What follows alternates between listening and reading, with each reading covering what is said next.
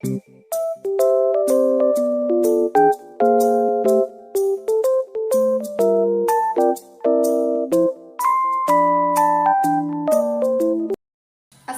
warahmatullahi wabarakatuh. Waalaikumsalam warahmatullahi wabarakatuh. Kami dari kelompok 5 ingin mempresentasikan hasil dari diskusi kami atau hasil makalah kami yang berjudul Hak Asasi Manusia. Untuk mempersingkat waktu, di sini saya akan memperkenalkan anggota dari kelompok 5. Saya sendiri sebagai moderator sekaligus pemateri pertama, Naila Afahita. Saya Nofra Filipinianti sebagai pemateri kedua. Saya Nabila Melchior Tobira sebagai pemateri ketiga. Saya Melisa Surgesagri sebagai pemateri keempat. Saya Nia Daniati sebagai pemateri kelima. Langsung saja untuk efektifnya waktu kami akan memaparkan materi kami. Baik, di sini saya akan menjelaskan mengenai hak asasi manusia di dunia dan di Indonesia. Sejarah hak asasi manusia berawal dari dunia barat Eropa. Seseorang filsuf Inggris pada abad ke-17, John Locke merumuskan adanya hak alamiah yang melekat pada diri manusia, yaitu hak untuk hidup, hak untuk kebebasan, dan hak untuk milik. Itulah sejarah singkat dari hak asasi manusia di dunia. Sedangkan hak asasi manusia di Indonesia, sangat sakral karena diperjuangkan dengan penuh jiwa serta sangat sejalan dengan kehidupan manusia. Dalam hak asasi manusia di Indonesia terdiri dari beberapa fase, yaitu membentuk organisasi yang bisa mewadahi banyak orang untuk merasa bersama-sama memiliki haknya dan memperjuangkan hak tersebut, yaitu hak untuk hidup, hak untuk memperoleh pendidikan, hak untuk hidup bersama, dan hak memperlakukan perlakuan yang sama terhadap orang lain. Jadi hak asasi manusia di dunia dan di Indonesia sangat universal. Mungkin itu saja materi dari saya. Sudah? Baik, di sini saya akan melanjutkan pemateri kedua. Baik, di sini saya akan melanjutkan pemateri pertama. Pemateri selanjutnya tentang sejarah penegakan hak asasi manusia pasca kemerdekaan. Pada tahun 1945 sampai 1950 merupakan pasca lepasnya Indonesia dari Belanda serta cara sah telah merdeka. Kemudian pada tahun 1950 sampai 1959, masa di mana hak asasi manusia mulai tegak ditandai dengan banyaknya partai. Pada tahun 1966 sampai 1998, masa di mana Presiden Soeharto menjabat 30 tahun lamanya. Pada masa pemerintahan ini lebih bersifat defensif serta tidak diberikan ruang untuk bergerak. Kemudian tahun 1998 sekarang, masa di mana pasca reformasi jatuhnya kekuasaan lazim Soeharto. Kemudian pengertian hak asasi manusia. Hak asasi manusia adalah konsep hukum dan normatif yang menyatakan bahwa manusia memiliki hak yang melekat pada dirinya sendiri karena ia adalah seorang manusia. Secara konseptual, hak asasi manusia dapat dilandaskan pada keyakinan bahwa hak tersebut dianugerahkan secara alamiah oleh alam semesta. Hak asasi manusia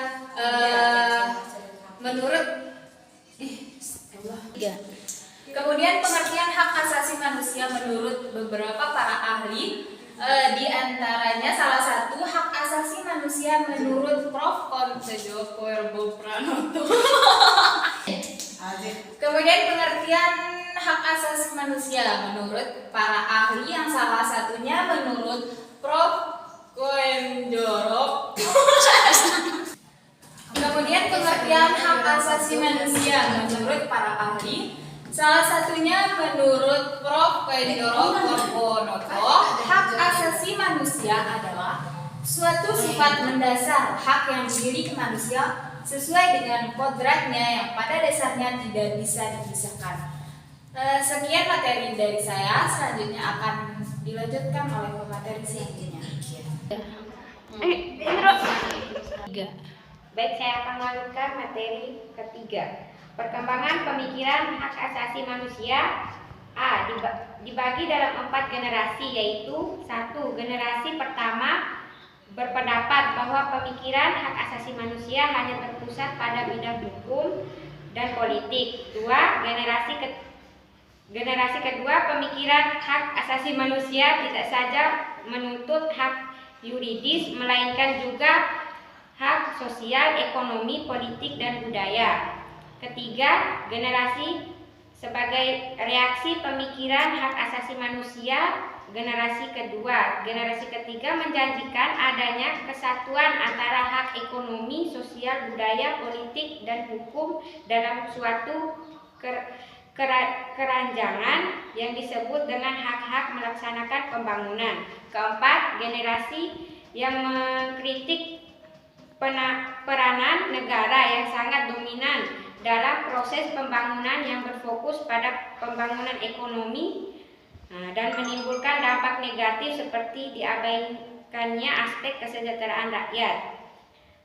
Perkembangan pemikiran hak asasi manusia dunia bermulai dari A. Magna Carta, B. The America Declaration, C. The French Declaration, D. Default Freedom. Perkembangan pemikiran hak asasi manusia di Indonesia.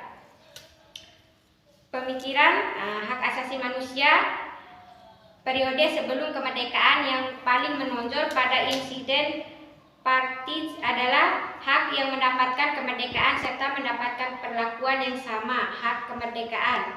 Sejak kemerdekaan tahun 1945 sampai sekarang. Maksudku materi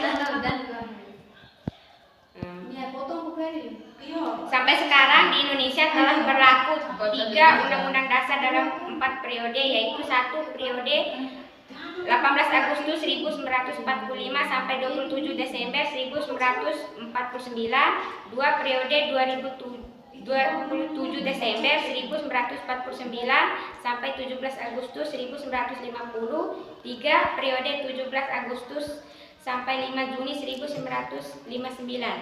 Sekian materi dari saya, akan dilanjutkan ke materi keempat. Baik, saya akan melanjutkan pemateri ketiga dan membahas tentang undang-undang yang mengatur hak asasi manusia di Indonesia. Pasal 28A mengatur tentang hak hidup. Pasal 28B mengatur tentang hak berkeluarga. Pasal 28C mengatur tentang hak memperoleh pendidikan. Pasal 28D mengatur tentang kepastian hukum. Dan pasal 28E mengatur tentang kebebasan beragama. Pasal 28F mengatur tentang komunikasi dan informasi. Pasal 28G mengatur tentang kesejahteraan dan jaminan sosial. Adapun ciri-ciri hak asasi manusia. Yang pertama adalah hak asasi manusia tidak diberikan kepada seseorang, melainkan merupakan hak semua orang, baik itu hak sipil, politik, ekonomi, sosial, dan hak budaya. HAM tidak dapat dicabut, dihilangkan, atau diserahkan. Ketiga, hak asasi manusia bersifat hakiki, yaitu hak yang sudah ada sejak manusia dalam kandungan. Keempat, hak asasi manusia sifatnya universal sehingga berlaku bagi semua manusia tanpa memandang status, suku, gender, dan perbedaan lainnya. Dan adapun pelanggaran hak asasi manusia dan pengadilan hak asasi manusia. Pelanggaran hak asasi manusia adalah setiap perbuatan seseorang atau kelompok orang termasuk aparat negara, baik disengaja maupun tidak disengaja, atau kelalaian yang secara hukum mengurangi, menghalangi, membatasi, atau mencabut hak asasi manusia seseorang atau kelompok orang yang dijamin oleh undang-undang ini, dan tidak didapatkan atau dikhawatirkan tidak akan memperoleh penyelesaian hukum yang berlaku. Undang-Undang Nomor 26 Tahun 2000 tentang Pengadilan Hak Asasi Manusia. Pelanggaran terhadap hak asasi manusia dapat dilakukan oleh baik operator negara maupun bukan aparatur negara. Undang-Undang Nomor 26 Tahun 2000 tentang Pengadilan Hak Asasi Manusia. Karena itu, penindakan terhadap pelanggaran HAM tidak boleh tidak boleh hanya ditunjukkan terhadap aparatur negara. Penindakan terhadap pelanggaran hak asasi manusia mulai dari penyelidikan, penuntutan, dan persidangan terhadap pelanggaran yang terjadi harus bersifat non-diskriminatif dan berkeadilan. Pengadilan hak asasi manusia merupakan pengadilan khusus yang berada di lingkungan pengadilan umum. Penanggung jawab dalam penegakan respetion, pemajuan, promotion, perlindungan, protection, dan pemenuhan fulfilling hak asasi manusia. Tanggung jawab pemajuan, penghormatan, dan perlindungan hak asasi manusia tidak saja dibebankan kepada negara, melainkan juga kepada individu warga negara. Artinya, negara dan individu sama-sama memiliki tanggung jawab terhadap pemajuan, penghormatan, dan perlindungan hak asasi manusia. Karena itu, pelanggaran hak asasi manusia sebenarnya tidak saja dilakukan oleh negara kepada rakyatnya, melainkan juga oleh rakyat kepada rakyat, yang disebut dengan pelanggaran hak asasi manusia secara horizontal. Baik, itu saja materi dari saya, akan dilanjutkan oleh pemateri kelima. Baik, saya akan melanjutkan pemateri kelima. Contoh-contoh kasus pelanggaran HAM di Indonesia. Hasil uji kompetensi Indonesia PKI 1966 sampai 1966, sejumlah jenderal dibunuh dalam peristiwa 30 September 1965. Pemerintahan. Contoh-contoh kasus pelanggaran HAM di Indonesia. 1. Kasus strategi komunikasi Indonesia PKI 1965 sampai 1966, sejumlah jenderal dibunuh dalam peristiwa 30 September 1965. Pemerintahan Orde Baru kemudian menuding Partai Komunisi Indonesia sebagai biang keroknya. 2. Kasus penembakan misterius Petrus tahun 1928 sampai 1985, penembakan misterius atau sering disingkat Petrus alias Operasi Celurit adalah operasi rahasia yang digelar mantan Presiden Soeharto dengan didalih mengatasi tingkat kesejahteraan yang begitu tinggi. 3. Strategi Semanggi dan kerusuhan Mei 1998 pada 13 sampai 15 Mei 1998 terjadi kerusuhan masif yang terjadi hampir di seluruh sudut tanah air. 4.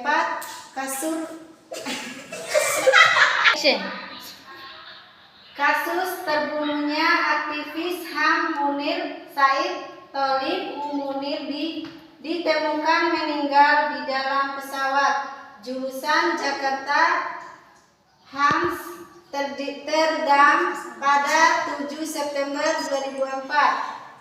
Saat itu ia berumur 38 tahun. Munir salah satu aktivis HAM paling vokal di Indonesia. Jabatan terakhirnya adalah Direktur Eksekutif Lembaga Pemantau Hak Asasi.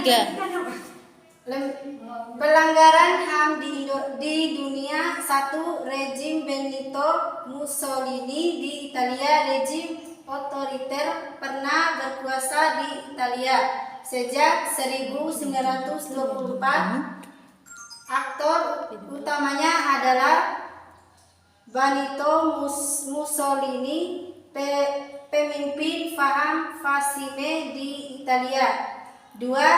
Rezim Adolf Hitler di Jerman.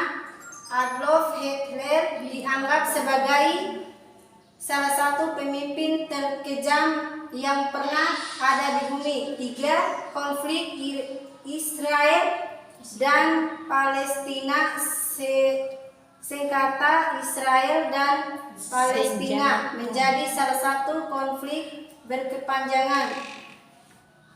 4. Perang sipil di Bosnia. Perang sipil antara Bosnia dengan Serbia terjadi di periode 1992 sampai 1995 setelah pecahnya negara Yugoslavia. 5. Kasus apartheid di Afrika Selatan. Kasus HAM khusus apartheid, perbedaan ras dan warna tidak. Sekian itu saja pemateri yang saya bawakan. Wassalamualaikum warahmatullahi wabarakatuh. Sekian itu saja pemateri dari saya. Wassalamualaikum warahmatullahi wabarakatuh. Mungkin itu saja materi yang bisa kami sampaikan. Lebih dan kurangnya kami mohon maaf. Wabillahi taufiq wal hidayah. Wassalamualaikum warahmatullahi wabarakatuh.